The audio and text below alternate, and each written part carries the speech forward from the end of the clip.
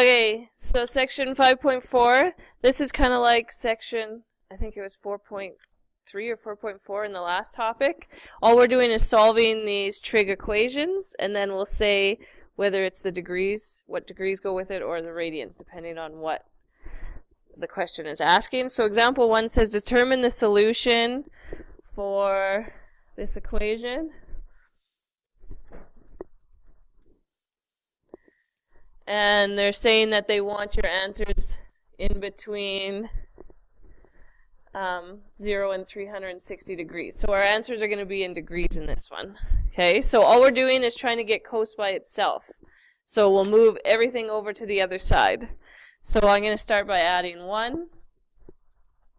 So I have 2 cos squared x equals 1. Yeah, I'll divide by 2. Then I'll have cos squared x equals a half. And then we want to get rid of the square, so yeah, we'll root. And we'll have cos x is equal to the root of 1 is 1. And then we'll have root 2. And remember on our unit circle, we didn't leave it as the root 2 in the bottom. We rationalized it. So we multiplied by root 2 in the top and in the bottom. So you end up with root 2 over 2. Okay, and since we want our answers, oh, sorry, and I should put a plus minus here. I almost forgot again because I brought in a root. So our answer could be positive or it could be negative here. Okay, so then we're looking for all of the root 2 over 2's where cos is positive or negative. So you look on your unit circle and you'd find the degrees that match that. So that should be 45 degrees, 135 degrees, 225, and 315. We hit every quadrant because it's positive and negative, our answers. Okay, so example 2 says solve the trig equation in radians. So our equation is this.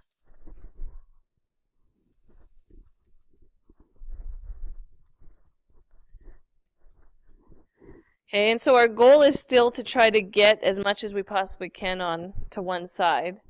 Okay, so we'll move the 14 over with the 16. So we'll end up with 2 is equal to 6 cos pi over 6x.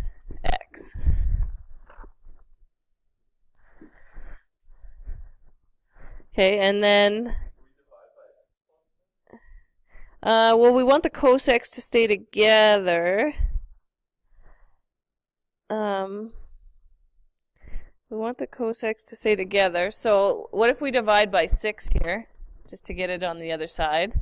We'd end up... But this is with all of this, right? This is one piece, this whole thing. So I'm dividing out by 6 here. So then I end up with cos pi over 6x.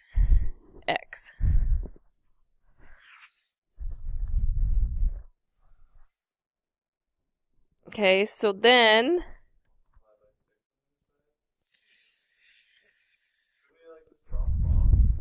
I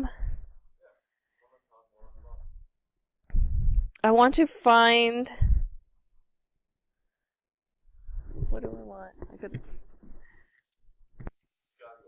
Okay, so we're trying to find out what our x is here. So what we want to do at this point is we're going to go and move this cos to the other side, but it's going to be like on your calculator when you go second cos, like it would look like to the -1.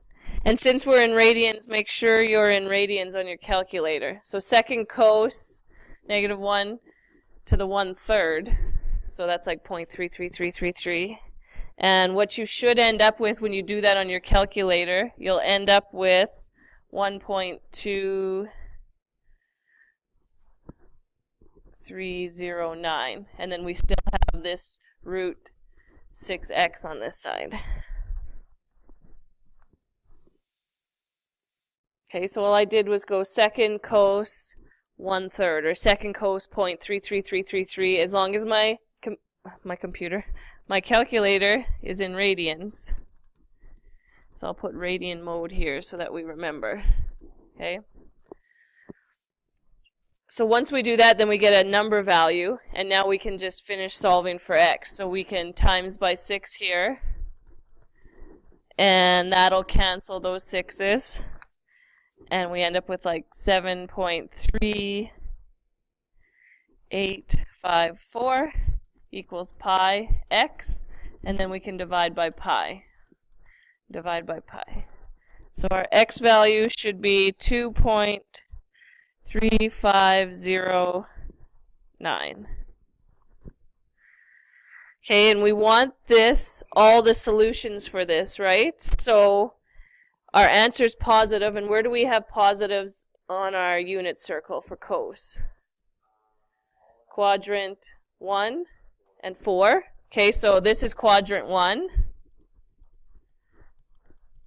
That's the answer for quadrant 1. That means we still need an answer for quadrant 4.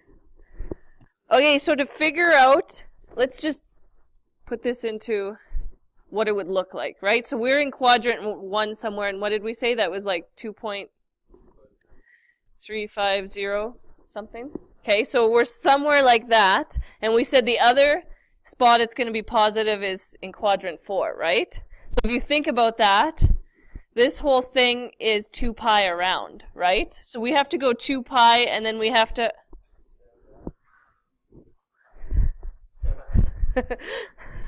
we have to go 2 pi, and then we need to subtract our pi over 6 that we had, because that's technically what this whole thing was, right? Like, we're going to go down that much, because we're not at 2 pi, we're like pi over 6x farther down.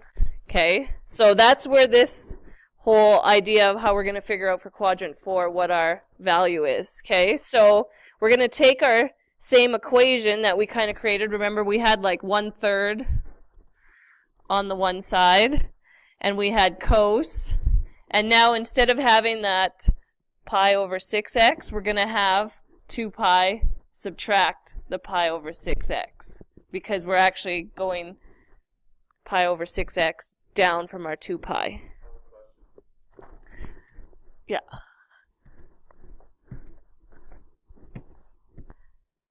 Okay, so again, I'm going to move this cos over. Remember, so that was like second cos 1/3 or 0.1333. And if we were in radians, remember, we're going to get the same thing we did on the first page, because we're just doing the same thing. And what we got was 1.23, I believe, when we have our calculator in radians and we go second cos of 1/3. Okay, so now we'll have 1.23 is equal to, we have 2 pi minus pi over 6x. Okay, so now we're just solving that, because we moved the cos over, and second cos 1/3 is now 1.23. Yeah, so we're going to times each piece by, I'm going to times them by 6 over pi, so that we can get rid of this fraction here. So if I times by 6 over pi, and 6 over pi, and 6 over pi, then this will cancel, and we'll just have x.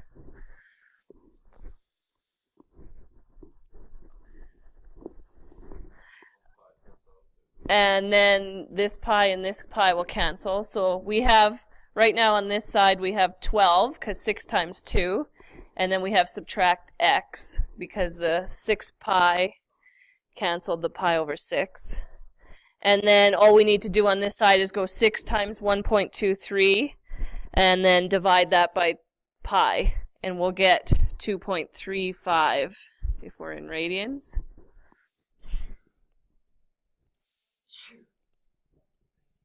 And then we just want x by itself, so we could subtract 12 over, and we get negative 9.65 is equal to negative x, and we don't want the negative, so if you just divide by negative 1, then you find out that x is actually equal to 9.65.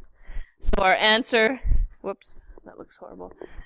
Our answer in quadrant 4